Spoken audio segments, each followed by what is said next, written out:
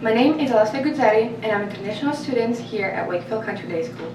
Today I'm interviewing an adjunct faculty member, Mr. Randall Ford. Thank you, Alessia. I'm Randall Ford. My friends call me Randy. I've been an adjunct member of the faculty for a while. I don't know how long. It's the first time I've been asked to do something, so I'm very pleased to be here. Mr. Ford, I read your most recent biography, and it's really interesting. So I have a couple questions for you. Please. My first question is, which meaningful events in your life influenced where you are today? Well, that's a question that is rather hard to answer because one of the first things I always tell people, particularly young people in high school or college, is that I don't know what I want to do when I grow up, and that's literally true. And here I am now, 65 years old, and I'm still trying to figure it out. And so I say that partly in jest, but also to explain that and to reassure maybe even people at high school age, I don't know what I want to do. I don't want to. Some people are very driven. They know they want to be a doctor. They want to be a veterinarian. They want to be a lawyer. They want to be a musical performer or something. And that's what I think those people are in the minority. I think a lot of people are trying to figure it out. And so in my life, there were a series of opportunities that were made available to me. And doors that were opened, if you will, that I decided to go through, that led to some extraordinary career possibilities.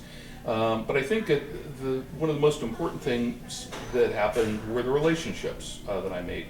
Friends in college. I have a couple of college classmates and friends that from 40 more or so years ago, 45 years ago now, that have been dear friends ever since and have played a role in my life as I have theirs, including career opportunities.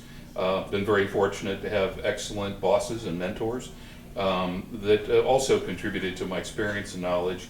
And success does beget success. And so if you do perform well in one position and become recognized for that, you will then get consideration for other positions in areas of greater responsibility. Speaking of college, I read that you decided to study the public affairs and major that in your undergraduate. Would you recommend this for future students, and did you enjoy it? Well, I'm always very reluctant to try to recommend a particular major to anyone because I think that's a very personal decision, and you never really know what's in someone's heart or their mind and what actually drives them, their enthusiasms, their passions. And so it was right for me. It was a program that was available at George Washington University in the 70s when I went to school there. And it was sort of a toss-up between that and an international affairs major.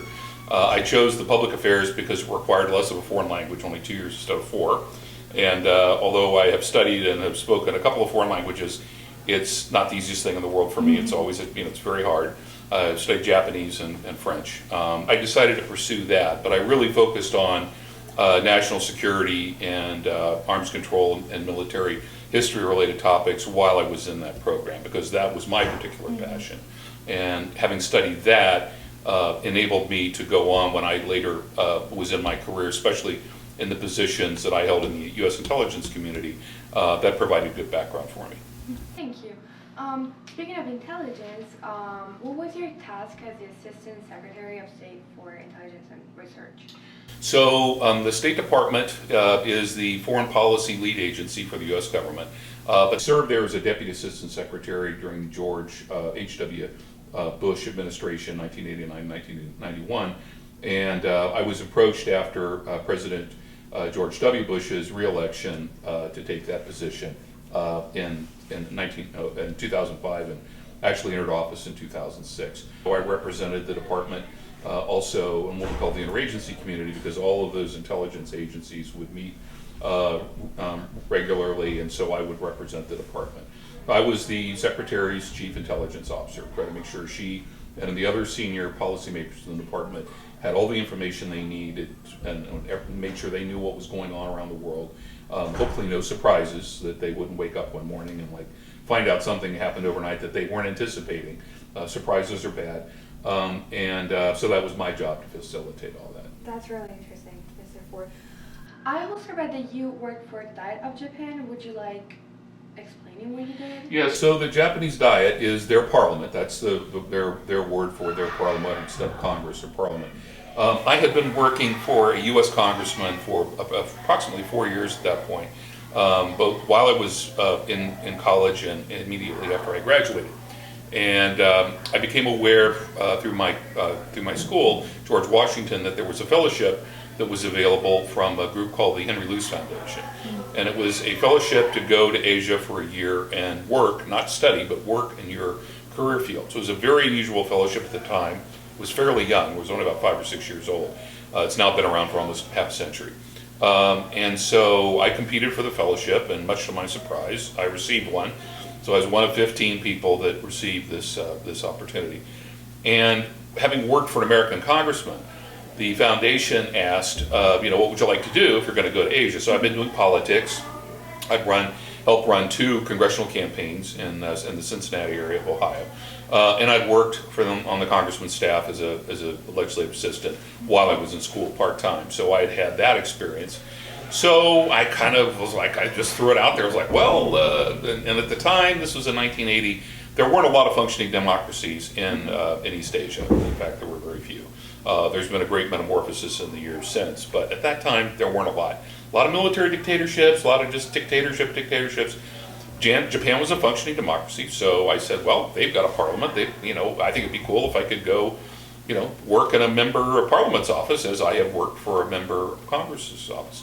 And the foundation, working with another group, an NGO called the Asia Foundation, was able to arrange that. There was a member of parliament who spoke English fluently, who had studied in the U.S., and who was willing to take the risk as well as the responsibility of taking a gaijin, a foreigner, that had never been done. And so it was actually a great risk on his part, because in Japan you don't want to set precedents, you want to follow the herd for the most part. But he was willing to take me on and sit in his office for a whole year. And it was one of the most remarkable experiences I've had in my life. It was one of those formative things. You talk about being exposed to a foreign culture, foreign language, all the people that I met, the different ways of thinking, the different approaches.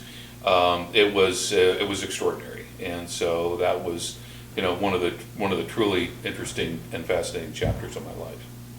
One last question for you, Mr. Ford. Among all the achievements you can claim today, there are a lot. Which one are you most proud of? Well, I think about that. I have titles that I have held. I have received, honors, decorations, awards from my government for the work that I've done. But when I think about, for the most part, it was what I'm most proud of was the people and the relationships. And across the whole range, I still am in regular touch with 3 or 4 of my friends from Japan, going back now, 45 years. And those relationships are the thing that I think I really cherish.